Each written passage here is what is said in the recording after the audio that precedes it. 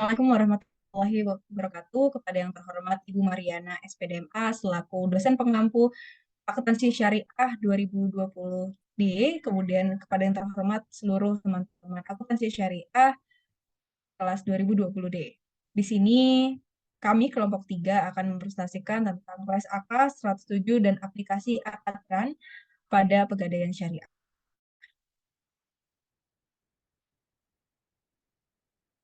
Dan di sini dari kelompok 3 terdiri dari Maidina Elvira dengan NIM 030, kemudian ada saya, Ananda Askia Fatmawati dengan NIM 055, kemudian ada Mega Ayudwi Safitri dengan NIM 089.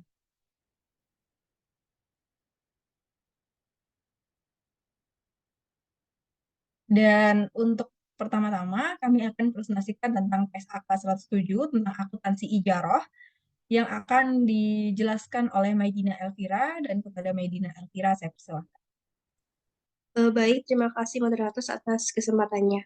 Saat ini saya akan menjelaskan mengenai PSAK 107 yang mengatur tentang akad ran.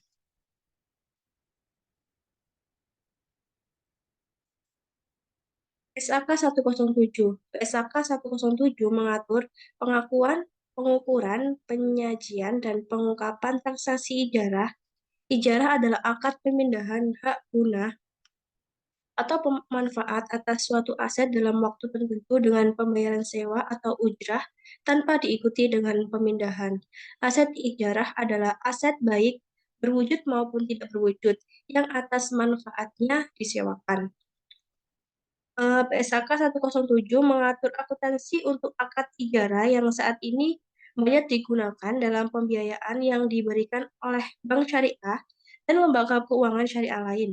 Ruang lingkup PSAK 107 mencakup akad ijarah yang menggunakan di sektor keuangan dan real, seperti pelayanan hotel dan kesehatan berbasis syariah.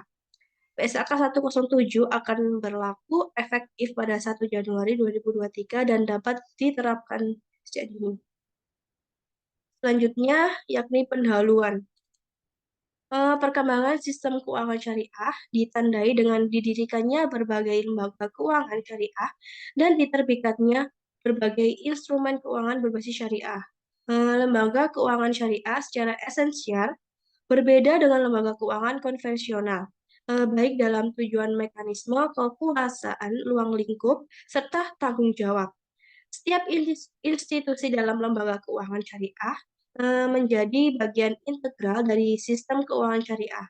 Lembaga keuangan syariah bertujuan membantu mencapai tujuan sosial ekonomi masyarakat Islam. Pembentukan pegadaian syariah selain karena tuntutan idealisme juga disebabkan keberhasilan terlembaganya Bank BMT, BRT, dan asuransi syariah. Pegadaian mendapat perhatian untuk dibentuk di bawah naungan suatu lembaga sendiri. Atas dasar evaluasi dari perkembangan RAN sebagai produk perkembangan syariah yang belum begitu baik, disebabkan oleh terbatasnya keberadaan komponen penduduk produk RAN seperti sumber daya penafsir, alat untuk penafsir, dan gudang penyimpanan barang jaminan. Barang tidak mampu memfasilitasi keberadaan RAN, tetapi RAN sangat dibutuhkan masyarakat. Sebab lain kurang baiknya perkembangan pegadaian syariah adalah masyarakat belum banyak mengenal RAN sebagai lembaga keuangan mandiri. Melihat realitas tersebut, keberadaan pegadaian syariah tidak bisa ditunda lagi sehingga pada tahun 2003 didirikan pegadaian syariah. Dengan semakin perkembangannya pegadaian syariah, hingga kini produk yang ditawarkan yaitu Arum Haji, multi pembayaran online, konsinyasi emas, tabungan emas, Mulia, Arum BPKB, Amanah, RAN, dan Gadai Syariah. Oke, pembahasan akad RAN dalam fikih konsep gadai disebut dengan RAN. Kata al-RAN berasal dari bahasa Arab. Secara bahasa, RAN adalah at-subut wa al-dawah yang berarti tetap dan kekal. Barang yang ditahan tersebut memiliki nilai ekonomis. Dasar hukum terdapat pada Al-Quran Surat Al-Baqarah ayat 283, yang artinya jika kamu dalam perjalanan dan bermuamalah secara tunai, sedang kamu tidak mendapatkan seorang penulis, maka hendaklah ada barang tanggungan yang dipegang oleh yang diputang. Dasar hukum as-sunnah tetap ran.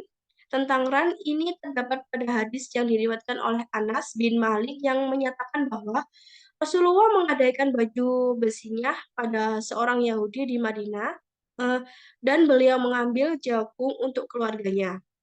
Mayoritas ulama berpendapat bahwa rukunhan adalah adanya jaminan berupa barang atau harta atau murhun, adanya utang, murhun bin, adanya signan, kesepakatan antara rahi dan murtahin dalam melakukan transaksi irhan. Adanya akidah ini dua pihak yang melakukan transaksi, yaitu pihak yang menyerahkan barang atau rahin dan pihak menerima barang atau murtahin. Baik, untuk pemanfaatan barang gadai akan dijelaskan oleh rekan saya, Mika. Baik, selanjutnya yaitu pemanfaatan barang gadai. Dalam pemanfaatan marhun oleh rahin, terdapat dua perbedaan pendapat ulama, yaitu sebagai berikut. Yang pertama, menurut Hanafiyah, Hanabalah, dan ulama Malikian, rahin tidak memiliki hak memanfaatkan marhun tanpa seizin murtahin dan juga sebaliknya. Sedangkan menurut Syafi'iyah, rahin memiliki hak untuk memanfaatkan marhun selama tidak mengurangi nilai ekonomis yang melekat di dalamnya, seperti mengendarai kendaraan, menempati rumah dengan alasan manfaat, tapi produktivitas marhun tetap menjadi milik rahin. Akad ran adalah akad yang dimaksudkan sebagai jaminan uang, bukan untuk mendapatkan keuntungan dan hasil darinya. Jika hal itu dilakukan, murtahin tidak boleh memanfaatkan barang yang digadaikan, karena hal itu sama seperti pinjaman yang mendatangkan keuntungan dan termasuk riba. Next.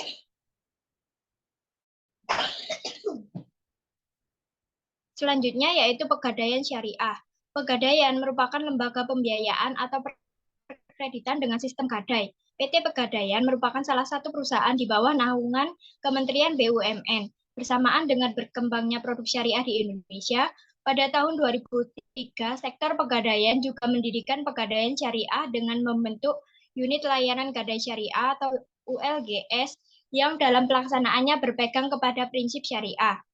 Konsep operasi pegadaian syariah mengacu pada sistem administrasi modern dengan asas rasionalitas, efisiensi, dan efektivitas dengan nilai Islam. Fungsi operasi pegadaian syariah dijalankan di kantor-kantor cabang pegadaian syariah atau ULGS sebagai satu unit organisasi di bawah binaan divisi usaha lain PT Pegadaian dan merupakan unit bisnis mandiri yang secara struktural terpisah dari usaha gadai konvensional. Next.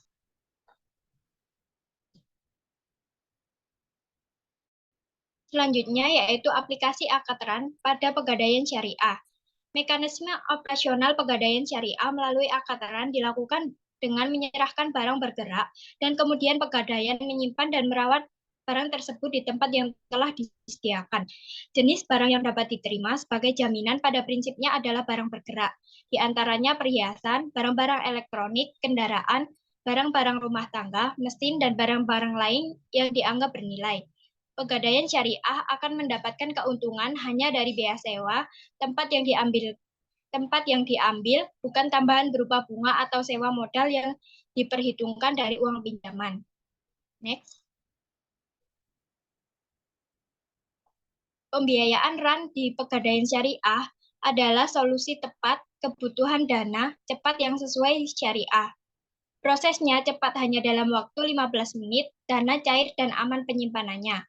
Model bisnis yang dilakukan dalam gadai syariah yaitu yang pertama, nasabah datang membawa marhun agunan. Marhun ditaksir oleh penaksir dari pegadaian syariah. Yang ketiga, marhun B diterima oleh nasabah atau ditransfer.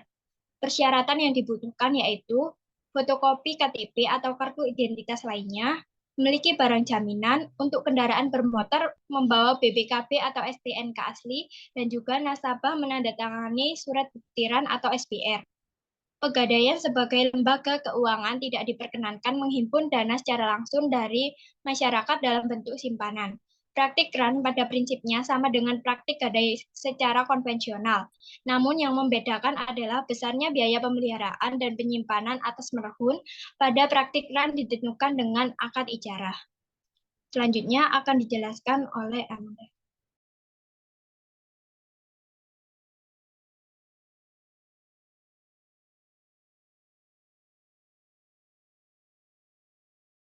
Baik, terima kasih Mega. Kemudian di sini saya akan menjelaskan tentang analisis akad run pada pegadaian syariah.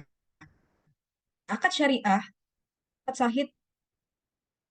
Nah, akad syariah ini terbagi menjadi dua, yaitu akad syahid dan akad ghairu syahid.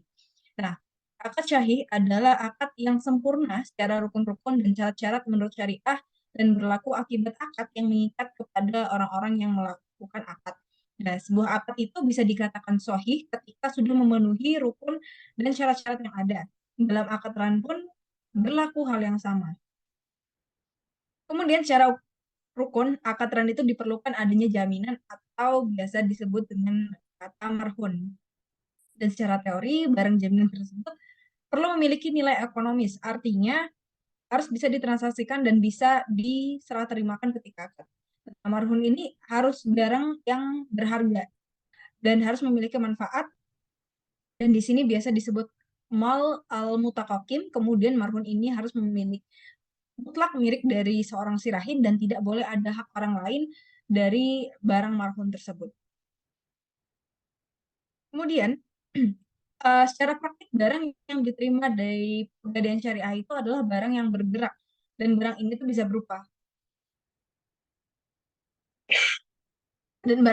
bisa berupa perhiasan, elektronik, kendaraan, barang rumah tangga, mesin, dan barang lain yang biasa dianggap berharga seperti surat berharga dalam berbagai bentuk.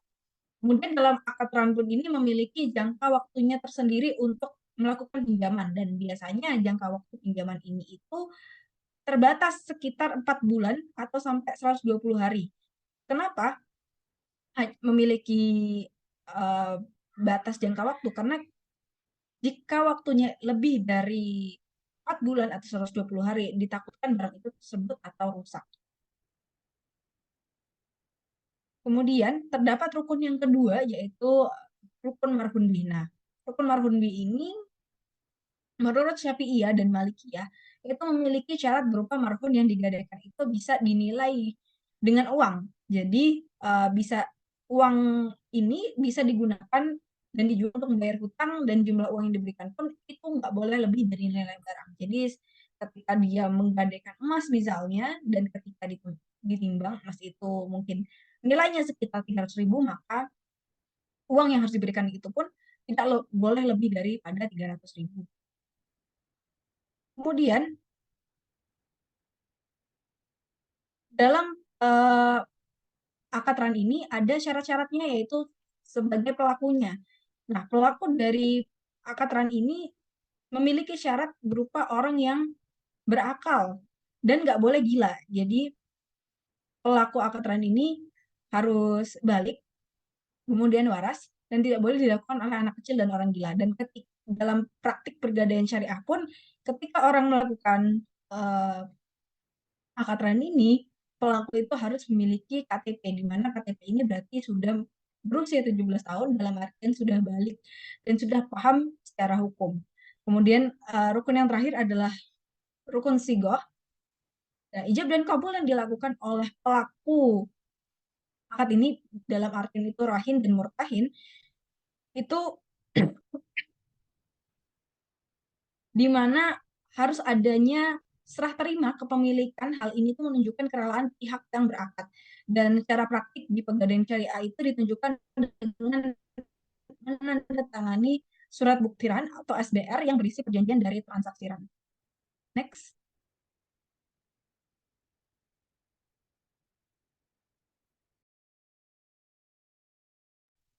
Kemudian selanjutnya saya akan menjelaskan masalah riba dalam gadai. Nah, sebenarnya perjanjian pada gadai itu kan dasarnya adalah akad atau transaksi utang piutang. Hanya dalam gadai itu ada jaminannya. Dan ada 3 hal dalam gadai yang memungkinkan itu ada unsur ribanya. Yang pertama, yaitu apabila harus memberikan tambahan kepada murtahin atau penerima gadai ketika membayar hutang. Kemudian yang kedua, apabila dalam akad gadai tersebut itu ditentukan syarat yang kemudian syarat tersebut itu harus dilaksanakan.